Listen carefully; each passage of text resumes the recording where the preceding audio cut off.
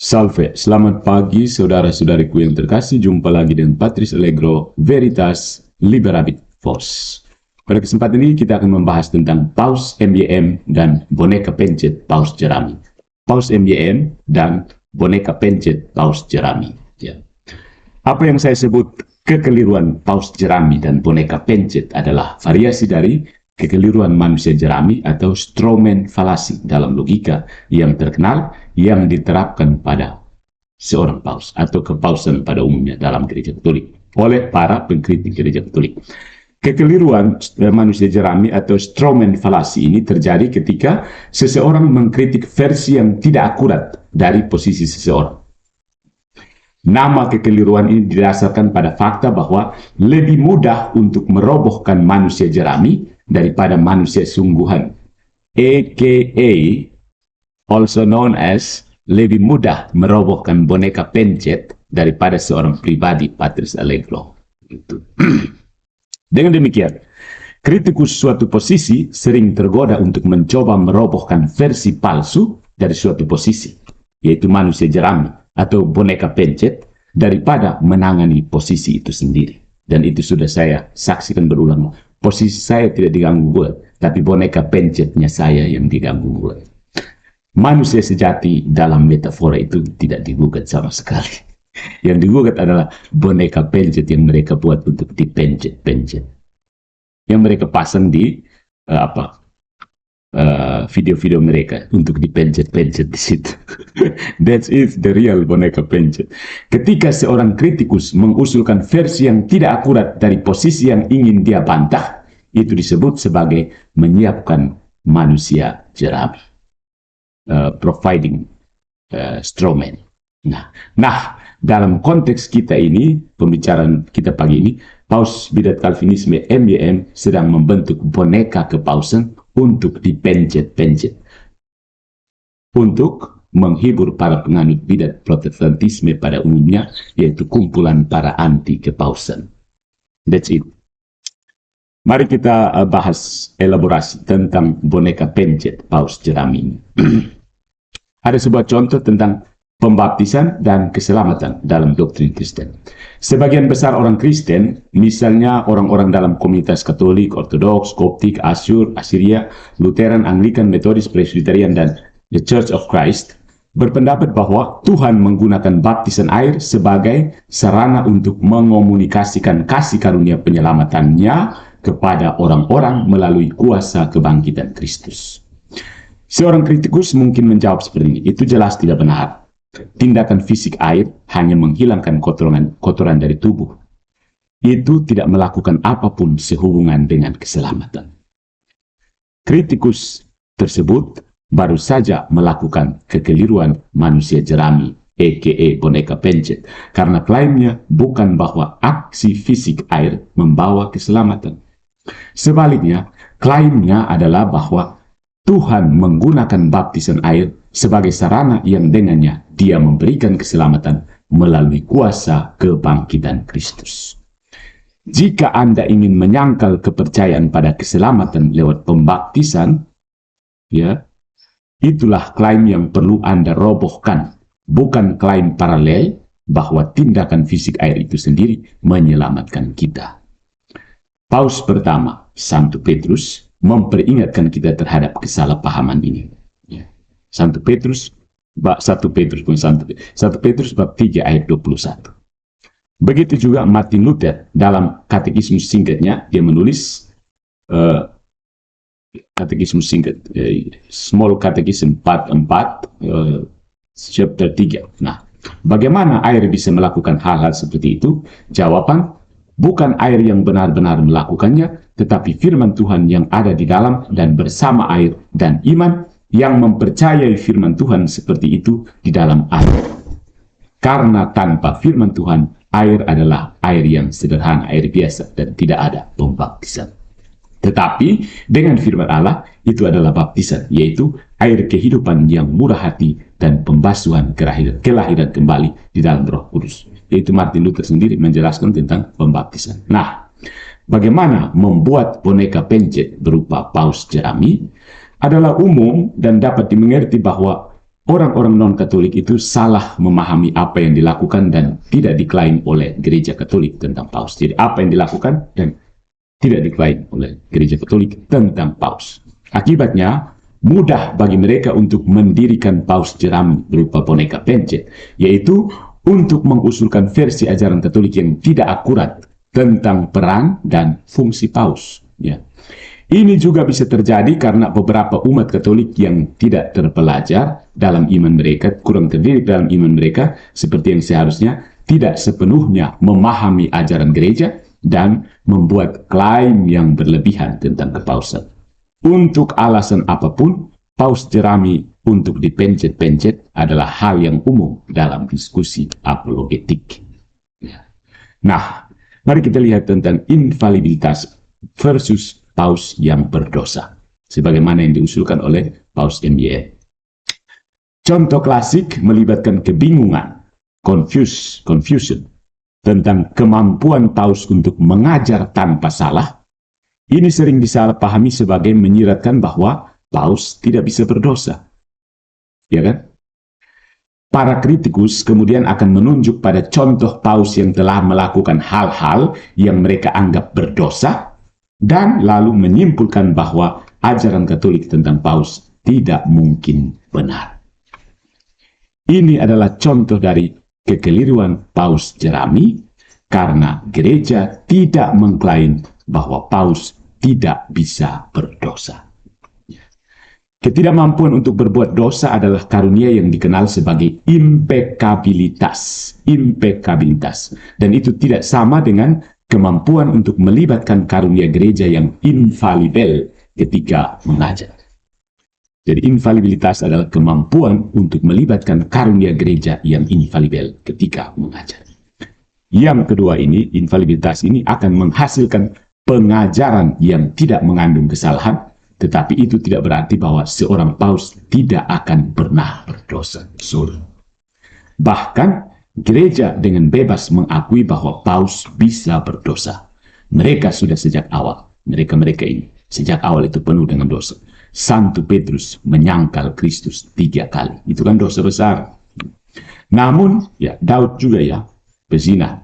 Namun itu tidak menghentikan Yesus untuk menegaskan kembali dia dalam jabatan pastoralnya. Yohanes bab 21 ayat 15 sampai 17. Petrus yang menyangkal Kristus 3 kali itu dalam Injil berapa ya? Peter denies Jesus Bible story.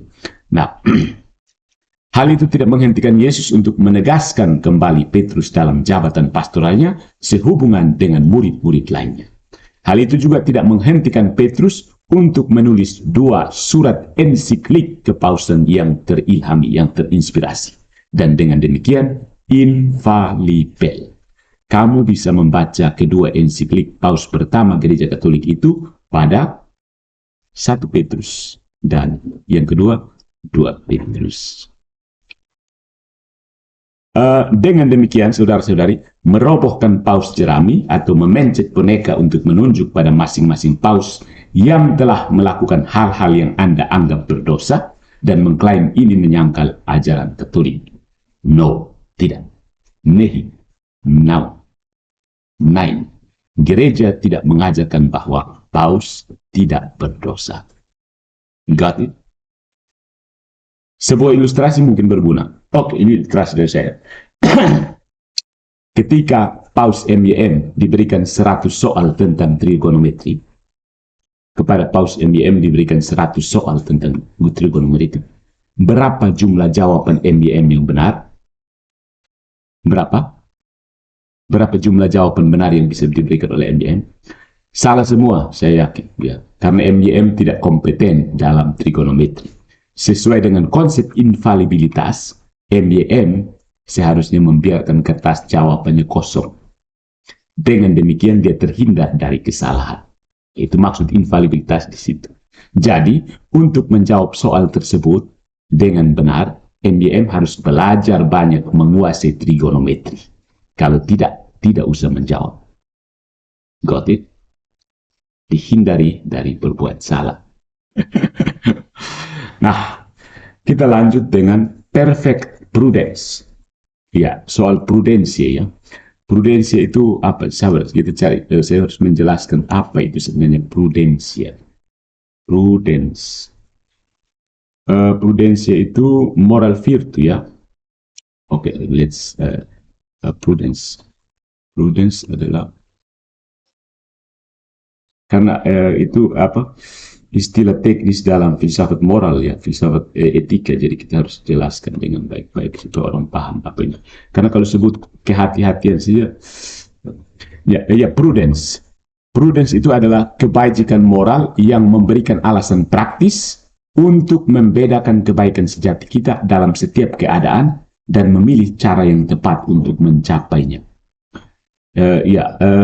Tidak, jangan dibingungkan, jangan disamarkan dengan rasa malu atau takut atau dengan sikap bermuka dua atau kepalsuan. Ya. Prudence ini adalah right reason in action, alasan yang tepat untuk bertindak. Ya. Orang yang prudent ini biasanya melihat kemana dia mau pergi. Right reason in action. Oke, sampai sini bisa tangkap dengan prudensia. Diterjemahkan kalau pakai terjemahan langsung sih kehati-hatian. Prudensia bahasa Latin, bahasa Inggrisnya prudence. Oke, kita mau bahas tentang prudence ini. Prudensia adalah kebajikan moral yang memberikan alasan praktis untuk membedakan kebajikan sejati kita dalam setiap keadaan dan memilih cara yang tepat untuk mencapainya. Alasan yang tepat untuk bertindak. Oke, let's go forward. Nah, kadang-kadang kekeliruan Paus Jerami atau fallacy of straw pope ini melibatkan gagasan yang bahkan jauh lebih besar, jauh lebih luas daripada sekedar pausnya tidak berdosa. Nah, beberapa kritikus mengutip apa yang mereka anggap sebagai contoh melakukan hal-hal yang hanya ill-advised, disarankan dengan poorly advised, tidak dipikirkan dengan baik-baik, atau imprudent, tidak hati-hati, karena entah bagaimana melanggar ajaran Katolik tentang kepausan. Ini akan terjadi kalau gereja mengajarkan bahwa para paus sangat bijaksana, perfectly prudent. Mereka perfect prudent dan tidak dapat membuat kesalahan yang bersifat kehati-hatian, prudential mistakes. Dalam hal ini juga penting ya, prudential mistakes. Ya, karena gereja Katolik tidak mengklaim bahwa para paus ini perfectly prudent. Ya, kembali ke pengertian prudence tadi ya, right reason in action, right reason in action.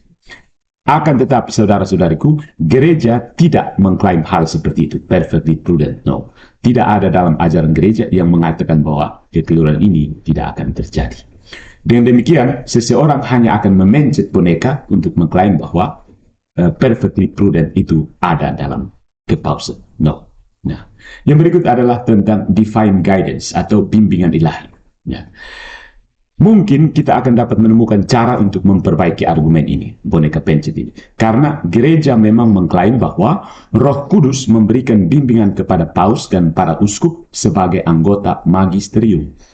Bahwa Tuhan memberi orang-orang bimbingan ilahi dalam beberapa bentuk, bahkan kepada orang-orang Kristen yang bukan anggota magisterium, tentu saja benar. Santo Yakobus mengatakan demikian dalam Yakobus bab 1 ayat 5. Nah, kaum Calvinis bisa jadi melihat John Calvin sebagai orang yang kepadanya Tuhan memberikan bimbingan khusus, sehingga dia memiliki teologi yang sangat berwawasan.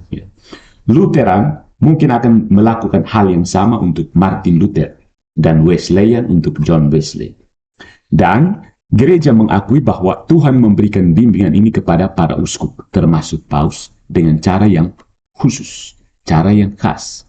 Tetapi bimbingan ini terpisah dari karunia infalibilitas, karisma infalibilitas. Jika infalibilitas terlibat, pengajaran yang dihasilkan dijamin bebas dari kesalahan. Akan tetapi, bimbingan yang lebih umum yang Tuhan berikan tidak dijamin akan memiliki hasil ini. Apakah itu bimbingan umum yang dia berikan kepada individu pribadi-pribadi Kristen, kepada teolog yang berbakat, atau kepada perwakilan magisterium seperti para uskup dan paus. Kalau bimbingan umum saja, tidak bebas dari kesalahan.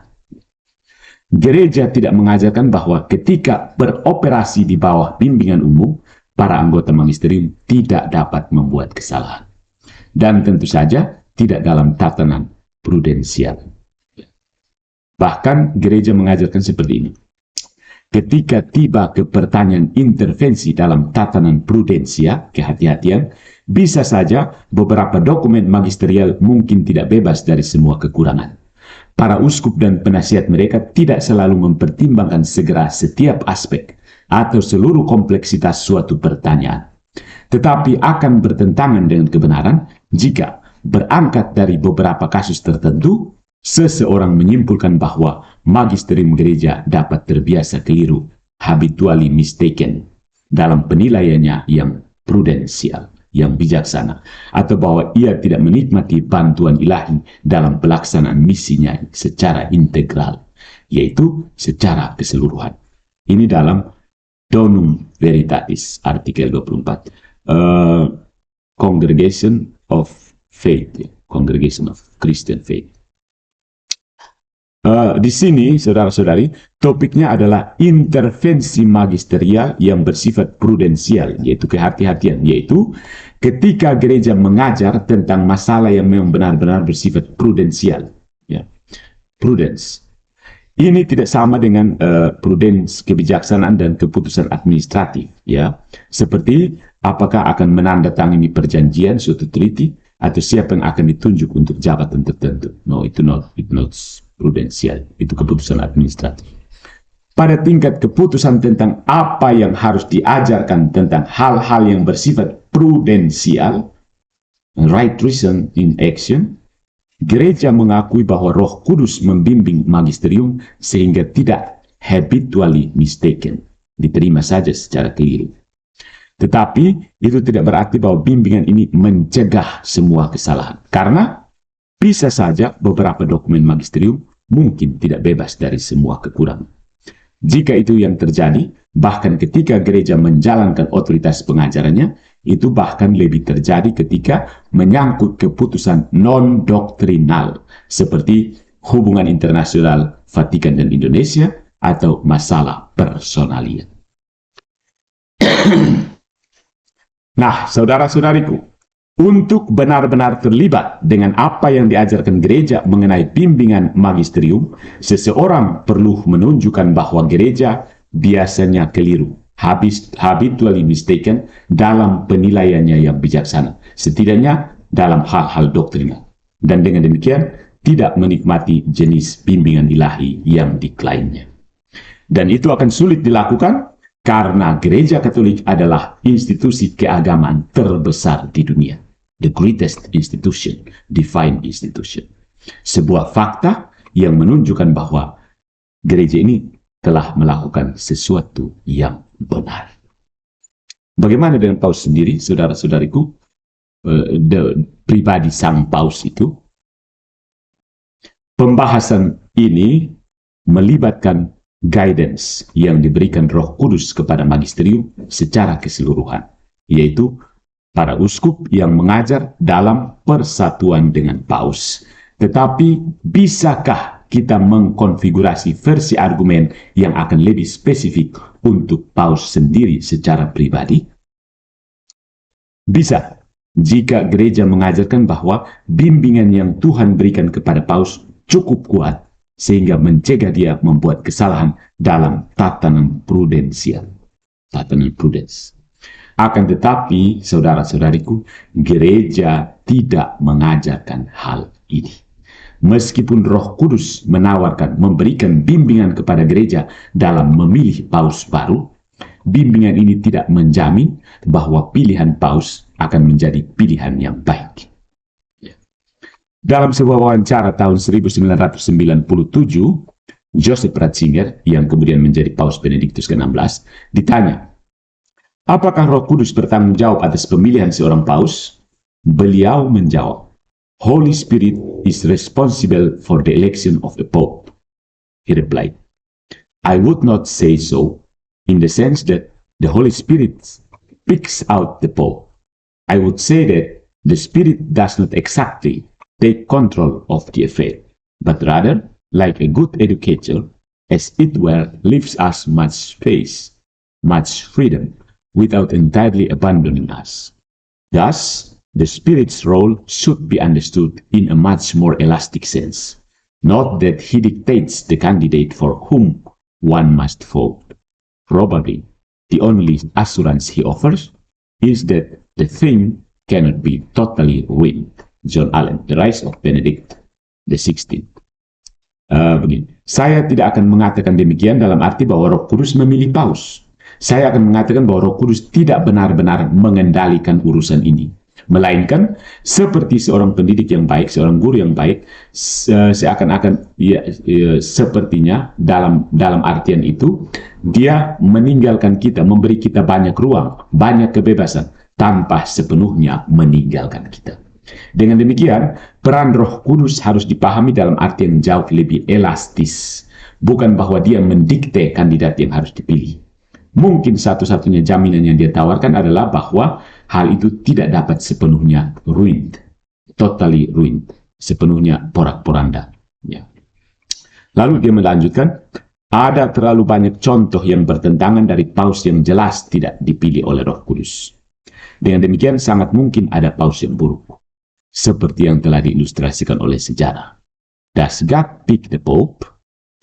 Apologis Protestan James White baru-baru ini mengusulkan gagasan perdebatan tentang manfaat pernyataan atau tindakan Paus Fransiskus baru-baru ini dan implikasinya terhadap ajaran Katolik tentang Paus. James White kan terkenal kan? Tetapi bahkan jika seseorang menyimpulkan bahwa Paus Fransiskus adalah paus yang buruk atau tidak cocok, itu tidak akan menyangkal ajaran gereja Katolik. Karena ajaran Katolik memungkinkan ada paus yang buruk. Ajaran Katolik itu ada peluang, bahwa dalam ajaran Katolik ada peluang paus yang buruk.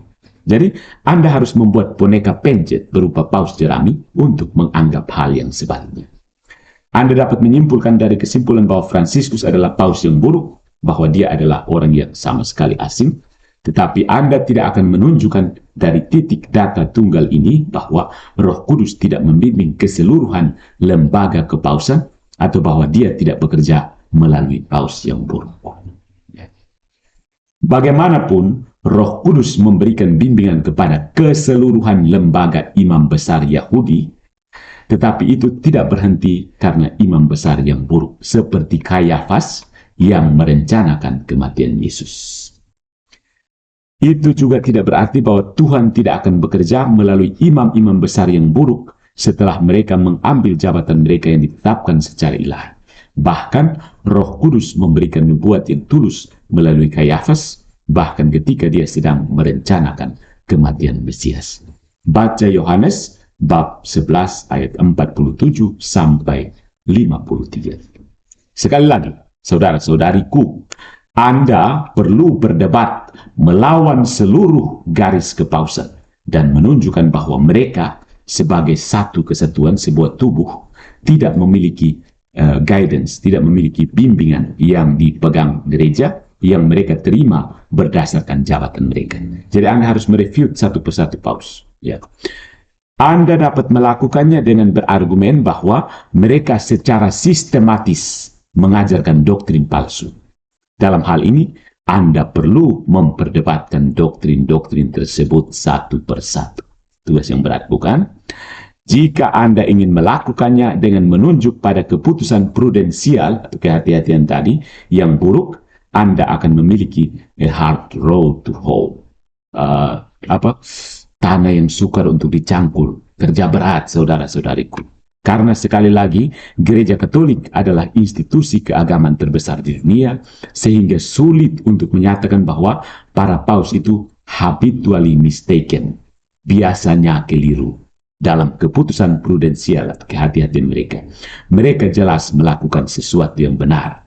Kamu sedang menggaruk-garuk tembok, dan kuku kamu yang nanti berjatuhan. Temboknya terlalu besar, saudara. Nah, bagaimana dengan memilih pejabat ya? Urusan tentang appointing official, menunjuk para pejabat. Bagaimana karya Roh Kudus dalam menunjuk para pejabat? Sebagai bagian dari argumen untuk memperdebatkan tindakan Paus Fransiskus, kita lihat contoh dari James White, ya. Dia mengatakan seperti ini soal kepausan. Saya pikir saya telah membuat kasus yang sangat kuat bahwa kita hidup pada titik waktu saat ini di mana perlu ada diskusi yang jelas tentang klaim positif yang dibuat Roma mengenai perlunya kepausan, dan bukan hanya kepausan sebagai chimera yang samar-samar, tidak dapat diidentifikasi dan berkarut. Tetapi Anda memiliki seorang paus, dan paus itu memiliki pandangan dunia, worldview, dan dia menggunakan pandangan dunia itu untuk memilih kardinal dan uskup, para sarjana di Komisi Alkitab Kepausan yang akan mempengaruhi pengajaran di sekolah-sekolah Katolik Roma selama beberapa dekade. Anda tahu ini benar, ini perlu diperdebatkan. Itu keberatan dari James White. Dan jika Anda akan memperdebatkan sola scriptura, maka kedua klaim akhir dari otoritas epistemologis harus ada di atas meja. Sudah waktunya bagi para pembela Katolik Roma untuk membela klaim mereka sendiri. Dengan demikian, White melihat penunjukan paus terhadap kardinal, uskup, dan para Bible scholar itu relevan dengan pertanyaan, apakah ajaran Katolik tentang kepausan itu benar? Ya, karena paus ini kan memilih uskup, kardinal, Bible scholar, menetapkan mereka, sehingga itu dengan worldview-nya paus, dia akan memberikan sesuatu yang worldview dari sudut pandang paus sendiri. Sehingga kalau paus salah, ya berarti salah semua, begitu. Itu asumsi dari James White. Mengapa hal ini relevan? Penjelasan lebih lanjut tentang pertanyaan ini pada titik lain, ya bisa kamu lihat sendiri, cari James White itu. Pandangan dunia yang memungkinkan Fransiskus untuk melihat tradisi, terutama disampaikan kepadanya di gereja Amerika Selatan, dan menafsirkannya dengan cara dia menafsirkannya, dan kemudian bertindak berdasarkan itu dalam menempatkan orang-orang pada posisi otoritas, menghasilkan kepausan mengajarkan sesuatu yang berbeda sekarang daripada di masa lalu. Konsep otoritas pengajaran yang sempurna, infalibel, harus punya makna, atau klaim Anda dan klaim saya kosong, itu kata James White. White di sini menceritakan penunjukan berbagai individu, berbagai pribadi, yang entah bagaimana mempengaruhi konsep otoritas pengajaran yang infalibel. Nah, argumennya tampaknya adalah bahwa Paus Fransiskus memiliki worldview, pandangan dunia yang membawa dia untuk menunjuk pejabat yang akan memiliki pengaruh pada ajaran Katolik yang akan menghasilkannya berubah dalam beberapa cara. Jadi James White ini juga berkata, saya ingat sangat-sangat jelas menunjukkan kontradiksi, dan ini kembali pada masa Yohanes Paulus II, kontradiksi antara apa yang dikatakan Yohanes Paulus II dan apa yang dikatakan oleh uskup Roma sebelumnya. Ya, dengan demikian, White ini menganggap perbedaan dalam ajaran gereja dari waktu ke waktu seperti yang dia ingat dia temukan antara Yohanes Paulus II dan paus sebelumnya, atau yang menurutnya suatu hari nanti mungkin dihasilkan oleh para suksesor Fransiskus, sebagai bertentangan dengan konsep otoritas pengajaran yang infalibel. Yaitu objection dari James White. Nah, pada titik ini kita harus menyinggung juga soal doctrinal development, pengembangan doktrin. Nah, memang kita bersimpati dengan White, ya, James White, karena ada sejumlah besar umat Katolik yang mengatakan hal-hal seperti ini. Doktrin gereja Katolik tidak lagi berubah, tidak bisa berubah. Doktrin itu bisa berubah, ya. Doktrin, berkembang lebih tepat, bukan berubah. Development of doctrine. Tapi dogma itu selamanya tetap, doktrin bisa develop. Ya. Nah, ada tulisan dari seorang apologet, Teaching with Authority. Gereja tidak menggunakan bahasa doktrin Katolik, tidak berubah. Bahasa itu tidak, bahasa sehari-hari oke lah. Tapi bahasa magisterium itu bukan. Karena diterima, memang diakui adanya development of doctrine. Yeah. Development of doctrine. Ya. Jadi gereja itu mengakui bahwa pengembangan doktrin terjadi dari waktu ke waktu. Ini penting untuk diketahui. Untuk melayani umat Allah sebaik mungkin, khususnya dengan memperingatkan mereka tentang pendapat berbahaya yang dapat menyebabkan kesalahan, magisterium dapat campur tangan dalam pertanyaan-pertanyaan yang sedang dibahas, yang melibatkan selain prinsip-prinsip yang kuat, unsur-unsur kontingen dan dugaan tertentu. Jadi, seringkali hanya menjadi mungkin dengan berlalunya waktu untuk membedakan antara apa yang diperlukan dan apa yang kontingen. Apa yang necessary dan apa yang kontingen. Necessary itu hanya mutlak, Kontingen itu artinya boleh ya, boleh tidak. Jadi hanya dengan berlalunya waktu baru orang bisa tahu, oh ini mutlak, ini necessary, ini kontingen saja. Begitu. Nah, kesediaan untuk tunduk setia pada ajaran magisterium tentang hal-hal itu sendiri yang tidak sempurna, infalibel, harus menjadi aturan. Ya. Namun, bisa terjadi bahwa seorang teolog bisa menurut kasusnya mengajukan pertanyaan mengenai ketepatan waktu, bentuk, atau bahkan isi intervensi magisterial. Di sini, sang teolog perlu pertama-tama untuk menilai secara akurat otoritatif intervensi yang menjadi jelas dari sifat dokumennya, desakan yang dengannya pengajaran diulang, dan cara di mana ajaran itu diungkapkan. Itu tentang bagaimana hal-hal yang necessary tetap dipertahankan, yang kontingen bisa berubah sesuai dengan sudut pandang, zaman, dan seterusnya. Faktanya, saudara-saudari, teolog yang tidak dapat mengejar disiplinnya dengan baik tanpa kompetensi tertentu dalam sejarah, menyadari penyaringan yang terjadi seiringnya berjalannya waktu. Ini tidak dapat dipahami dalam arti relativisasi dari prinsip-prinsip iman, bukan maksudnya.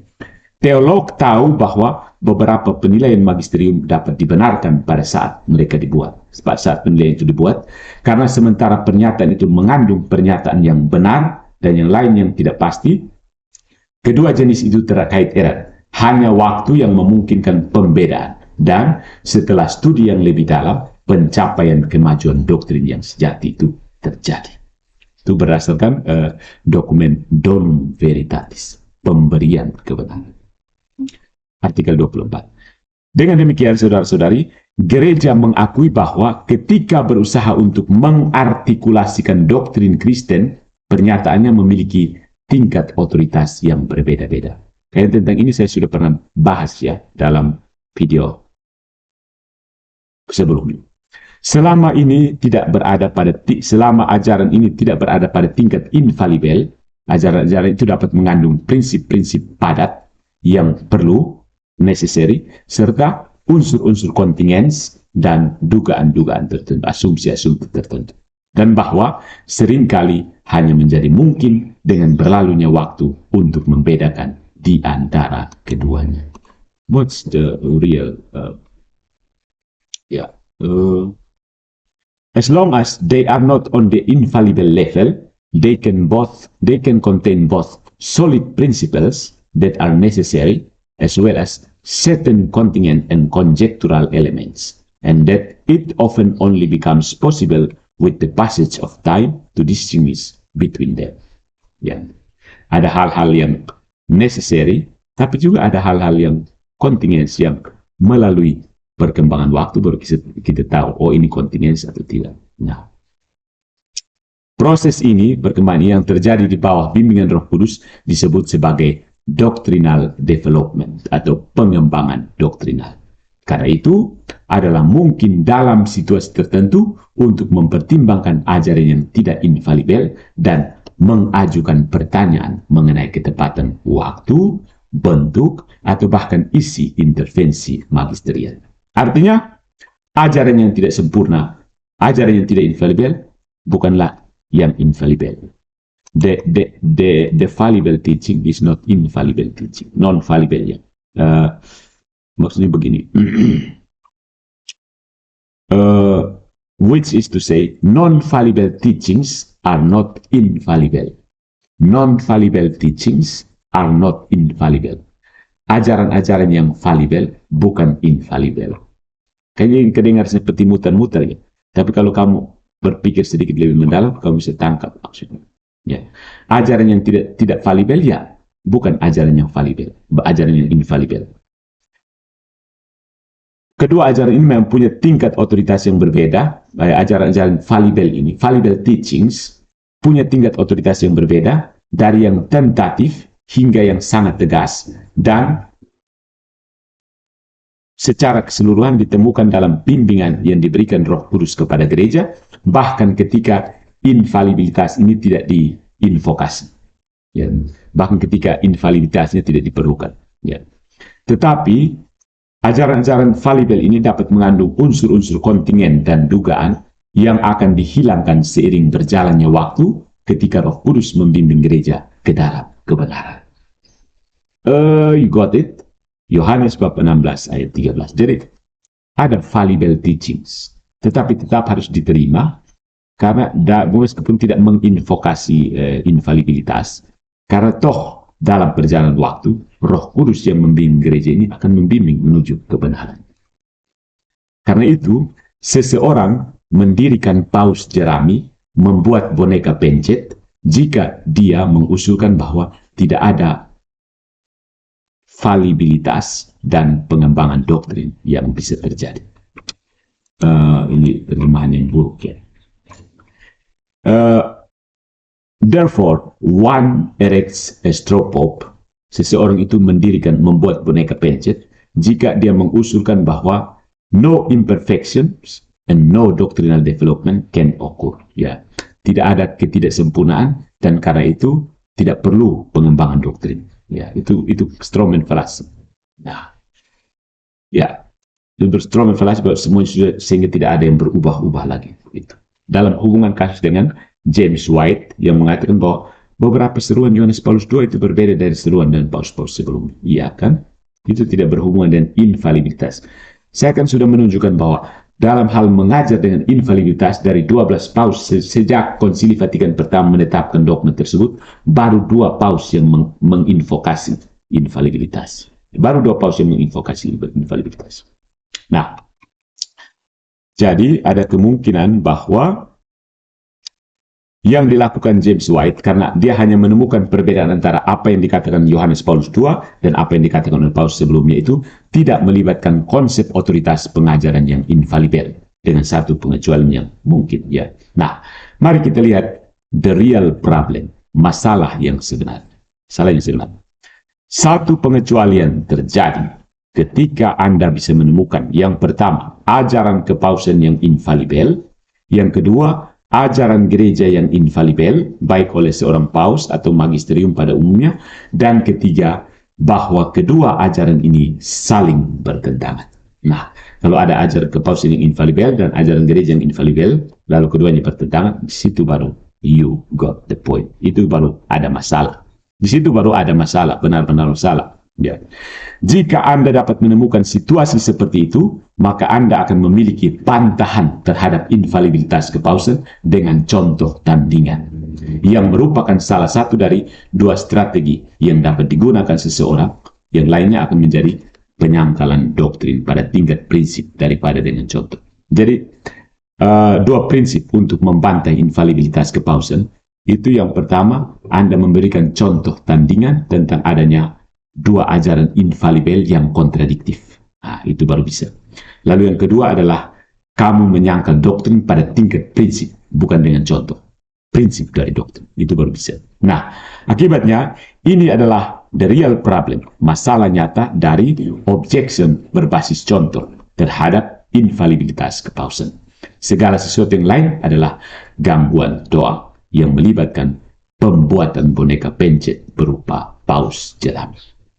Nah, sekali lagi saya tegaskan, tidak ada masalah dalam gereja Katolik jika seorang paus melakukan dosa, seorang paus melakukan hal-hal yang tidak bijaksana, seorang paus adalah paus yang buruk, seorang paus mengatakan sesuatu yang berbeda dari apa yang telah dikatakan di masa lalu, tidak masalah. Untuk menyangkal infalibilitas kepausan dengan contoh tandingan, Anda membutuhkan ajaran kepausan yang infalibel yang bertentangan dengan ajaran infalibel lainnya. Tidak ada lagi yang akan melakukan pekerjaan itu, karena itu pekerjaan yang berat. Saya misalnya tentang kita tidak perlu memperdebatkan tentang pernyataan atau tindakan Paus Fransiskus sendiri, karena toh sampai titik ini Paus Fransiskus belum pernah menegaskan suatu ajaran infalibilitas, suatu ajaran. Jadi ada beberapa hal alasan praktis mengapa kita tidak perlu berdebat soal Paus Fransiskus mau begini. Kenapa Paus Fransiskus menyatakan menyerukan perdamaian lalu Patrice Allegro menyerukan kebencian misalnya? Tidak ada urusan. Ya, ini harus dijelaskan mengapa pada tingkat doktrinal Paus Fransiskus tidak pernah berusaha untuk mengajarkan infalibilitas pada masalah doktrin, dan oleh karena itu masalah yang relevan tidak ada di atas meja untuk kita bedah. Perdebatan seperti itu tentu akan menjadi latihan yang tidak relevan. Nah, itulah yang dimaksud dengan kekeliruan Paus Jerami dan manusia jerami, strawman falasi, yaitu kekeliruan relevansi. Untuk benar-benar melakukan bantahan semacam ini, Anda perlu menyisir daftar dokumen kepausan yang berisi definisi-definisi infalibel. Dan seperti yang saya tunjukkan dalam pembahasan ini adalah bahwa hal itu tidak mungkin, karena daftarnya sangat kecil. Sebagaimana yang saya tunjukkan dalam video saya sebelumnya, dari 12 paus sesudah Konsili Vatikan pertama, hanya ada 2 paus yang menunjukkannya. Dan setelah itu, menyisir seluruh daftar dokumen kepausan yang berisi definisi-definisi infalibel, dan kemudian menemukan kontradiksi dengan ajaran infalibel lain. Kalau itu sudah ada, baru kamu berhak menggugat infalibilitas paus. Kalau tidak, Anda hanya sekedar memencet-mencet boneka buatan kamu sendiri. Boneka itu dibuat dari jerami, dibuat menyerupai paus. Namanya Paus Jerami. Tetapi, saudara-saudara. Oke. Semua ini rupanya tidak akan memuaskan banyak kritikus gereja Katolik. Karena itu membuat pekerjaan mereka menjadi lebih sulit, kan? Dan lebih berat daripada yang seharusnya. Adalah satu hal, ada di satu pihak untuk berargumen bahwa seorang paus berdosa, melakukan hal-hal yang tidak bijaksana, buruk dalam pekerjaannya, atau mengatakan sesuatu yang berbeda dari paus sebelumnya. Dan merupakan hal-hal yang sepenuhnya lain untuk menemukan kontradiksi antara item dalam tubuh ajaran infalibel yang relatif sederhana. Beberapa orang mungkin berpendapat bahwa mereka harus dapat mengapel hal-hal ini, ya, bahwa kepausan harus bekerja seperti yang mereka inginkan. Paus Deki itu sebenarnya mencoba, ini contoh kasus ya. Paus Deki itu sebenarnya mencoba untuk menegaskan bahwa kepausan gereja itu harus bekerja sesuai dengan kehendak saya, seperti yang saya inginkan, atau minimal seperti yang John Calvin inginkan, atau yang Martin Luther inginkan. Begitu. Kepausan itu harus berjalan sesuai dengan John Calvin atau Martin Luther inginkan. Karena kelihatan Deki itu kan hanya suksesinya John Calvin dan Martin Luther. Nah, dan seseorang bisa memiliki simpati untuk mereka karena umat Katolik secara pribadi terkadang membuat klaim berlebihan yang akan mendukung pandangan yang lebih luas tentang cara kerja paus ya. Tetapi faktanya adalah bahwa gereja tidak mengajarkan pandangan yang seperti itu. Gereja mengajarkan bahwa Roh Kudus memberikan bimbingan magisterium yang menjamin keandalan ajaran-ajarannya secara umum. Tetapi Roh Kudus hanya menjamin keandalan penuh dari ajaran-ajaran tertentu ketika diajarkan secara infalibel dengan cara tertentu, mode of teaching. Karena itu, saudaraku, jika Anda ingin menyangkal infalibilitas, itu adalah serangkaian ajaran yang harus Anda acu. Serangkaian ajaran, bukan serangkaian orang. Infalibilitas paus berarti bukan pausnya yang kamu adu, bukan individu pausnya, tapi ajaran infalibel. Dan itu ada beberapa ajarannya kamu harus periksa. Anda tidak dapat menyangkal infalibilitas dengan mengacu pada ajaran yang tidak sempurna atau hal-hal yang bahkan bukan ajaran. Seorang paus itu kan bukan ajaran. Ya kan? Misalnya paus MJR memberikan contoh Yohanes 23, itu kan bukan ajaran yang infalibel, itu paus. Jadi mau menyangkal infalibilitas kepausan berarti Anda harus menyangkal ajaran-ajaran yang infalibel, bukan menyangkal orang-orang yang tidak ada urusan apa dengan itu. Salahnya di situ, strawman itu. Ya, Anda tidak bisa mengapel pada orang-orang tertentu. Itu bukan ajaran. Ya. Anda bisa mengatakan bahwa gereja harus mengajarkan sesuatu yang lain tentang kepausan, sesuatu yang lebih mudah bagi Anda untuk dirobohkan. Ya. Tapi itulah definisi sesungguhnya dari menyerang manusia jerami, atau dalam hal ini boneka pencet paus jerami. Jadi sudah saya katakan, jika Anda hendak merefute infalibilitas kepausan, yang direfute adalah ajaran infalibel itu, bukan orangnya yang tidak ada urusan apa-apa. Karena itu dia sekedar menjadi corong, atau dalam istilah yang kalian pakai sendiri, seorang paus itu adalah boneka pencet Roh Kudus.